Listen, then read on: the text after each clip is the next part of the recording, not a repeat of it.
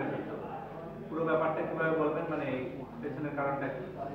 সত্যি কথা বলতে ভাই যে অ্যাজ এ প্রফেশনাল প্লেয়ার হিসাবে অনেক কথাই হবে, বাট আমাদের মনে হয় যে মাঠে যখন আমরা ঢুকি তখন বাইরে কি হচ্ছে না হচ্ছে এটার দিকে বেশি ফোকাস করি না। তো বাইরের দিকটা নিয়ে যত বেশি ফোকাস করব তত মাঠের খেলাতে খারাপ ইমপ্যাক্ট পড়বে। তো আমরা ট্রাই করি যে যেটা বাইরের জিনিস বাইরেই যেন থাকে আর মাঠের জিনিস মাঠেই যেন থাকে। আপনাদের একটা চেক দেওয়া হয়েছিল, সেটা কি মানে আপনার পেমেন্টটা কি ক্লিয়ার হয়েছে কিনা? এখন পর্যন্ত চেক জমা দিতে বলেছে, আমরা জমা দিয়েছি, আমরা হয়তো কালকে একটা আপডেট পাবো। ভাই, তাসকিন আহমেদ ক্যাপ্টেন হওয়ার পর আপনারা 4টি ম্যাচের মধ্যে 3টি জিতেছেন, এর আগে 8টি ম্যাচের মানে 6টা 5টা ম্যাচে হারেন। ক্যাপ্টেন চয়েসে কি ভুল ছিল কিনা? না, এরকম না বিষয়টা। তখন হয়তো পারফর্ম করতে পারে নাই, কারণ একা ইন্ডিভিজুয়ালি পারফর্ম করে তো একটা পুরো টিমকে জিতানো সম্ভব না। তো সবাই প্রত্যেক দিনই ভালো করার চেষ্টা করছে, সামাও হয় নাই, বাট এখন শেষের দিকে এসে সবাই মোটামুটি দেখেন সবাই পারফর্ম করতেছে। এটাই পারফরমেন্সটাই হলো ইম্পর্টেন্ট। লাস্ট ইয়ার আপনি ঢাকা ডমিনেটার্সে ছিলেন, দুর্দান্ত টাকা। দুর্দান্ত ঢাকায় ছিলেন। তো ওইখানে ম্যাচ খেলার তেমন সুযোগ হয়নি, 2-3টা ম্যাচ একটা ম্যাচ ছিল। তো এক্সপেকটেশন অনুযায়ী ম্যাচও পাননি, পারফরমেন্স সেভাবে হয়নি। তো এইবার যেহেতু রাজশাহী টিমে আছে, তারা আপনাদের প্রপার সুযোগটা দিল না। তো সুযোগগুলো কাজে লাগাতে পেরে আপনার কেমন লাগছে, আর মানে যখন সুযোগ পান না তখন কেমন লাগে? ফার্স্ট অফ অল ধন্যবাদ জানাই রাজশাহী গ্রুপের সব ম্যানেজমেন্টকে, যে তারা আমাদের জন্য অপরচুনিটি করে দিয়েছে আমার জন্য বেসিক্যালি। এর আগের বছরে যেটা হয়েছে সেটা হলো এই 4টা ম্যাচ সুযোগ পেয়েছি, আমি বলবো না যে সুযোগ পাইনি, বাট সুযোগগুলো কাজে লাগানোর দায়িত্ব ছিল আমার, সামাও পারিনি। বাট ব্যর্থতার দায়ভার সবসময় আমিই নিই, কারণ এখন জাস্ট আমার শুরু। আমি চেষ্টা করি সব ম্যাচে ভালো করার, বাট কোনো সময় হয় কোনো সময় হয় না, বাট অপরচুনিটি এবার বেশি পাচ্ছি দেখে ভালো খেলার চেষ্টা করতেছি। বাপ্পি মেহরাব, আপনি নিজেও বললেন যে আপনার ক্যারিয়ারটা মাত্র স্টার্ট হইলো। তো এই যে এই স্টার্ট হলে আপনি এবিপিএলে বেশ ভালো করছেন, কিন্তু এমন একটা কেওস পরিস্থিতির মধ্যে পড়ে গেছেন যে আপনাদের পারফরমেন্স নিয়ে খুব বেশি কথা হচ্ছে না। এইটা নিয়ে কি একটু আফসোস লাগে যাবেন? আপনার ক্যারিয়ারের আর্লি স্টেজে আপনি পারফর্ম করছেন কিন্তু সেভাবে আলোচনা আসতে পারছেন না, বা মানে মাঠের চেয়ে মাঠের বাইরের বিষয়গুলো নিয়ে আলোচনা হচ্ছে বেশি। না বা আমার কাছে এটা মনে হয় না একদমই, কারণ আমি যখন ভালো করব তখন আমাকে মানুষজন চিনবে। আলটিমেটলি যখন সবসময় ভালো খেলবো, কন্টিনিউয়াসলি পারফর্ম করব, তখন আমাকে মানুষ চিনবে। এটাই হলো মূল লক্ষ্য থাকে সবসময় ভালো করার। এরকম আপনার মূল রোলটা আসলে সবসময় আমরা জানি যে ব্যাটিং, আপনার ব্যাটিংটা মূল স্ট্রেংথ, বাট আজকে আসলে বোলিং করে ম্যাচ জেতালেন। তো ব্যাটিংটা আসলে এখন পর্যন্ত যেটা হয়েছে যে খুব বেশি বোরিং আসলে নেই। তো মানে ব্যাটিংটার দিকে কি আসলে আরেকটু করার?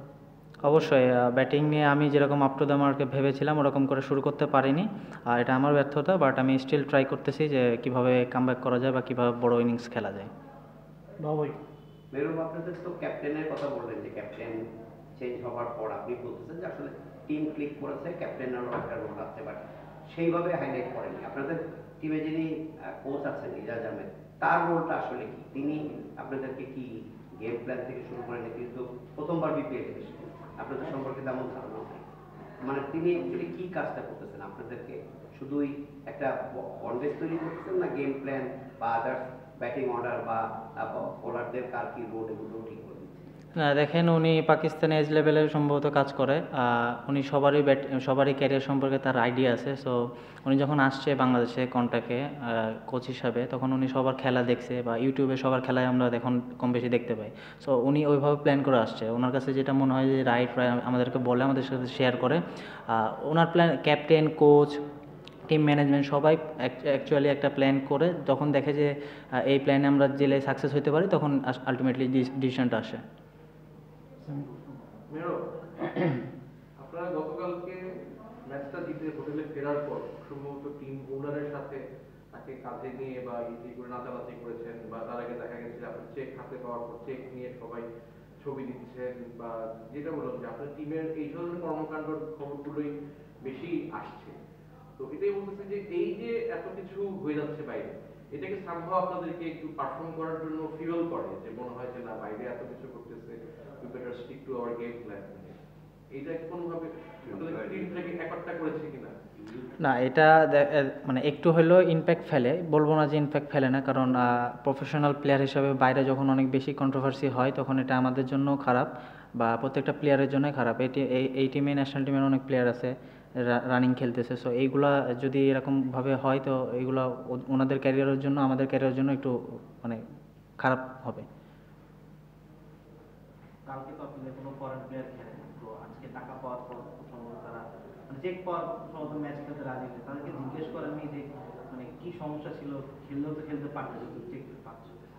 সত্যি কথা বলতে আমার কোনো ফরেন প্লেয়ারের সাথে কোনো কথা হয় নাই, সো এই বিষয়ে আমি মনে হয় বলতে পারবো না। Thank you. রিয়াদ, ভাই Last one. এখনো প্লে অফের একটা সম্ভাবনা আছে, ভালো রকম সম্ভাবনা, বাট এটা তো কিছুদিন দেরি আছে। আপনারা কি এখন হোটেলে থাকবেন কি না থাকবেন?